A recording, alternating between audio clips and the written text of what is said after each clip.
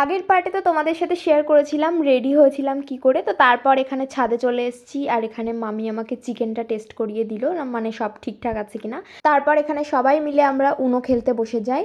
হ্যাঁ, উনো খেলা কমপ্লিট করে এখানে আমি কেকটা ডেকোরেশন করতে নেমে যাই, কারণ অনেকটা দেরি হয়ে গেছিলো, আর বেশিরভাগ যেহেতু বাচ্চারা ছিল তো বেশি লেট করা যাবে না, তার জন্য প্রথমে এখানে ডেকোরেশনটা কমপ্লিট করে আমি এখানে কেকটা নিয়ে চলে আসি, যেখানে মেন ডেকোরেশন হয়েছিল আর কি। তারপর এখানে ক্যান্ডেলসগুলো আমি আর মামা জ্বালিয়ে দিই, তারপর ভাই এখানে কেকটা কাটে, আর ওখানে আমাকে কেকটা খাইয়েছিল, সেটার ক্লিপস আমি নিতে পারিনি যেহেতু ফোনটা আমার কাছে তখন ছিল না। তো তারপর আমি এখানে কেক খেয়ে নিই, আর এখানে আমার সাথে এই জিনিসটা হয়েছিল যেটা আমি আটকাতে পারিনি, অনেকটাই চেষ্টা করেছিলাম। তো যাই হোক, তারপর অনেকটাই রাত হয়ে গেছিলো, এখানে খাওয়া দাওয়া করে নিয়েছি। খাওয়া দাওয়া বলতে আমি সব কিছু সাইডে রেখে শুধু কেকটাই খেয়ে গেছি সারাদিন। আর তারপর আমরা থাকবো আর ডান্স করবো না এরকমটা হবে না, তো সারা রাত সেদিন আমরা ডান্স করেছিলাম। তো